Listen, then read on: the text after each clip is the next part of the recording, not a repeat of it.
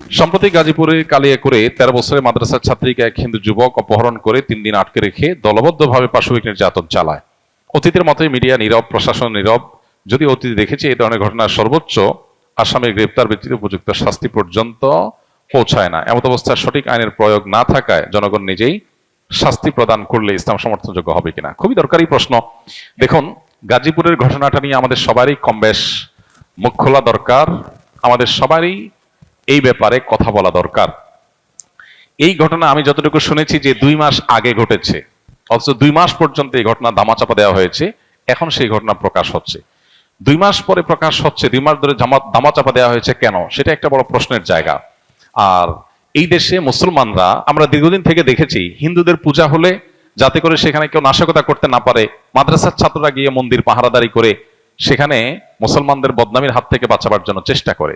সেখানে সংখ্যালঘু যারা যারা সংখ্যায় কম, তারা যদি সংখ্যাগরিষ্ঠদের উপর এই ধরনের নির্যাতন চালায় বা তাদের ব্যাপারে এরকম দুঃসাহসিকতার পথ দেখায়, তাহলে সন্দেহাতীতভাবে এর ফলে সমাজ অস্থিতিশীলতার দিকে যাবে। আমাদের দেশে আইন বা আইনের শাসন এগুলো যেহেতু জাস্ট মুখরোচক গল্পের মতো, এগুলোর কোনো বাস্তবায়ন আমরা দেখতে পাই না।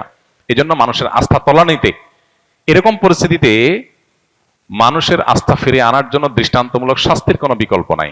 অতএব এ ধরনের ইস্যুতে বিশেষ করে জড়িতদেরকে দৃষ্টান্তমূলক শাস্তির মুখোমুখি করার কাজটা যদি প্রশাসন করতে ব্যর্থ হয়, তাহলে মানুষ আইন নিজের হাতে তুলে নিলে তার দায়ও এই লোকগুলোর উপরেই পড়বে। পাশাপাশি আরেকটা গুরুত্বপূর্ণ বিষয়, আমাদের দেশে আপনারা লক্ষ্য করবেন যে তথাকথিত নারীবাদী, তথাকথিত শিশু অধিকারের ব্যাপারে সচেতন যারা, তথাকথিত সুশীল যে মানুষগুলোকে আমরা বলি বা নিজেদেরকে তারা বলেন, এই মানুষগুলো এ ধরনের ঘটনা একেবারে মুখে কুলুপ দিয়ে বসে থাকে। কোন মুসলিম নারী তিনি নির্যাতিত হলে তাদের নারী অধিকারের স্লোগান একেবারে থেমে যায়। আজকে যদি ঘটনাটা উল্টো হতো, ধরা যাক কোনো মাদ্রাসার ছাত্র, কয়েকজন ছাত্র কোন হিন্দু একটা মেয়েকে, যে শিশু, তাকে তুলে নিয়ে গিয়ে যদি এই জুলুম করতো, এই নির্যাতন করতো, তাহলে আজকে সারা দেশের মিডিয়া, সারা দেশের তথাকথিত প্রগতিশীল নারীবাদী, এদের পেরেশানের কোনো শেষ থাকতো না, এদের আওয়াজ অনেক বেশি শোনা যেত। কিন্তু দুর্ভাগ্য যে এখন যখন মুসলিম ভিকটিম, তখন এরা একেবারে চুপ, এদের মুখে কুলুপ। আমি যেন বলার চেষ্টা করি, বিভিন্ন সময় আমাদের সমাজে এই জাতীয় ইস্যুগুলোতে তথাকথিত মানবাধিকার কর্মী কিংবা তথাকথিত মানবতাবাদী, নারীবাদী, এই জাতীয় বিভিন্ন মুখরোচক স্লোগান যারা ধারণ করছে, এই মানুষগুলোর মুখোশ, তাদের আসল রূপ আমাদের সামনে ফুটে ওঠে। এটা দুর্ভাগ্যজনক। অতএব এদেরকে চেনার এই সুযোগগুলো যখন আমরা পাই, তখন আমাদের উচিত হলো তাদেরকে ভালো করে চেনা এবং সতর্ক থাকা। আমরা সবাই যার যার জায়গা থেকে গাজীপুরের ঘটনায় দায়ীদের দৃষ্টান্তমূলক শাস্তির জন্য যার যার জায়গা থেকে চেষ্টা করব এবং কথা তুলব। আল্লাহ তাআলা আমাদেরকে ন্যায্য বিচার পাওয়ার তৌফিক দান করুন। খ্রিস্টান ধর্ম প্রচারে তারা একটা অডিও রিচার্জেবল ডিভাইস মানুষকে হাতে হাতে দেয়, এবং রিচার্জেবল মোবাইলের মতো দেখতে হওয়ায় মানুষও আগ্রহের সাথে গ্রহণ করছে। এর বিরুদ্ধে আমাদের কি কিছুই করার নেই? ভাইয়া আমার, খ্রিস্টান মিশনারিগুলো আমাদের দেশে ধর্মান্তকরণের যে প্রক্রিয়া চালাচ্ছে, সেটা আজকে নতুন না, অনেক দিন ধরে। এবং আপনারা জানেন, খ্রিস্টান মিশনারিগুলোর এই যে অপতৎপরতা, এই অপতৎপরতা আমাদের পাহাড়ি অঞ্চলকে অস্থির করে তুলতেছে, এবং সেখানে প্রতিনিয়ত মানুষ অশান্তির মধ্যে বসবাস করতে হচ্ছে। আমাদের এই ছোট্ট একটা দেশকে নিয়ে যে ষড়যন্ত্র হয়, এর ভিতরে সবচেয়ে বড় ষড়যন্ত্র হলো খ্রিস্টান মিশনারিগুলোর ষড়যন্ত্র। এই ষড়যন্ত্রকে নস্যাৎ করার জন্য আমাদের সতর্ক হতে হবে। সোশ্যাল মিডিয়াতে, ফেসবুকে আপনারা দেখবেন যে বিভিন্ন ধর্মের মানুষেরা প্রতারণা করে তাদের ধর্মের দাওয়াত দিচ্ছে। কিভাবে? এই যে একটা ডিভাইস একজনকে ধরাই দিচ্ছে, সাধারণ মানুষ মোবাইল টোবাইলে জাতীয় কিছু মনে করে নিচ্ছে, এরপর দেখা যাচ্ছে ওখানে শুধুমাত্র খ্রিস্টান ধর্মের বিভিন্ন বক্তব্য, ওয়াজ, নসিহত, বই পুস্তক, ইনজিল ইত্যাদি আছে, আর কিছু নাই। তার মানে খুব কৌশলে প্রতারণা করে মানুষকে অন্য ধর্মের দিকে আহ্বান করা হচ্ছে।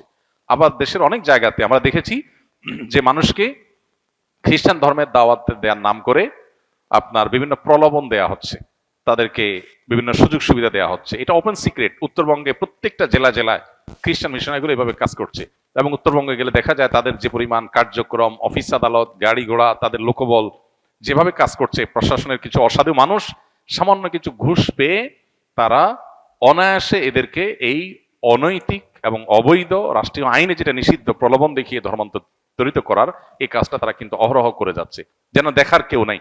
ডক্টর আব্দুল্লাহ জাহাঙ্গীর রহমাহুল্লাহ সারা জীবন এ ব্যাপারে মানুষকে সতর্ক করেছেন, জাতিকে সতর্ক করেছেন, এ নিয়ে বহু বই তিনি লিখেছেন এবং এই কাজ করতে করতেই আল্লাহ তাআলা তাকে দুনিয়া থেকে নিয়েছেন। অতএব আমাদের উচিত হবে সতর্ক থাকা। রাজধানী ঢাকার বেশ কয়েকটা গুরুত্বপূর্ণ জায়গা আছে, যে জায়গাগুলোতে খ্রিস্টান মিশনারিরা এবং কাদিয়ানীরা যে সমস্ত মানুষকে ধর্মান্তরিত করে তাদেরকে এনে এই সমস্ত জায়গায় রাখা হয় এবং তাদেরকে এস্টাবলিশড করা হয়। আমরা পৃথিবীর অনেক দেশের কথা জানি, ইন্দোনেশিয়া এবং আরো বিভিন্ন দেশের কথা জানি, যে সমস্ত দেশে একসময় খ্রিস্টান মিশনারিগুলো এইভাবে ধর্মান্তরিত করার কাজ শুরু করেছে।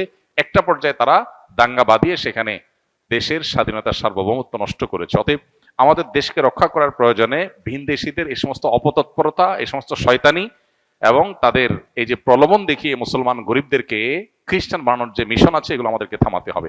আপনারা সোশ্যাল মিডিয়াতে অনেক পেজ দেখবেন, এই পেজগুলোতে ছল ছাত্রের আশ্রয় নেওয়া হয়। তুমি খ্রিস্টান, সুস্পষ্ট করে বলো আমি খ্রিস্টান ধর্মের দাওয়াত দিচ্ছি, সেটা না করে তুমি বলতেছো আমি ঈসাই ধর্মের দাওয়াত দিচ্ছি। ঈসাই মুসলিম নাম পরিচয় দেয় কি? ঈসাই মুসলিম, তার মানে আমি এক প্রকারের মুসলমান। এটা হলো এক প্রকারের প্রতারণা।